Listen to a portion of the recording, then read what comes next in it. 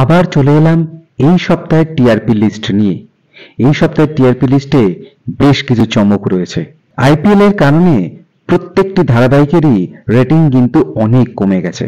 তাহলে ফুলকি নাকি নিমফুলের মধু, কে হলো এই সপ্তাহের টপার? চলুন দেখে নিই এই সপ্তাহের টিআরপি লিস্ট। এই সপ্তাহের টপার পজিশনে রয়েছে দুটি ধারাবাহিক, নিমফুলের মধু এবং ফুলকি, যাদের রেটিং 6.6। সেকেন্ড পজিশনে রয়েছে গীতা এলএলবি, রেটিং 6.4। তৃতীয় স্থানে রয়েছে কথা, রেটিং 6.3। চতুর্থ পজিশনে রয়েছে ধাত্রী, রেটিং 6.0। পঞ্চম পজিশনে রয়েছে কোন গোপনে মন বসেছে, রেটিং 5.8। ষষ্ঠ স্থানে রয়েছে বধুয়া, রেটিং 5.1। সপ্তম স্থানে রয়েছে জল থই থই ভালোবাসা এবং অনুরাগের ছোঁয়া, প্রত্যেকের রেটিং 4.6।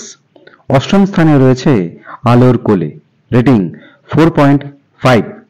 নবম স্থানে রয়েছে রোশনাই, রেটিং 4.4 এবং দশম স্থানে রয়েছে তুমি আশেপাশে থাকলে, রেটিং 4.2।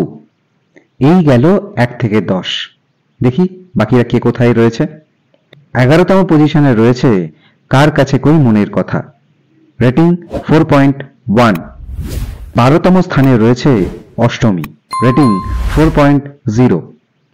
13তম স্থানে রয়েছে হরগৌরী পাইস হোটেল, রেটিং 3.8। 14তম স্থানে রয়েছে মিটি ঝোরা, রেটিং 3.7। 15তম স্থানে রয়েছে তোমাদের রানী এবং চিনি, রেটিং 3.1। 16তম স্থানে রয়েছে যোগমায়া, রেটিং 2.8। 17তম স্থানে রয়েছে মন দিতে চাই, রেটিং 2.5। 18তম স্থানে রয়েছে ভক্তির সাগর, রেটিং 2.0।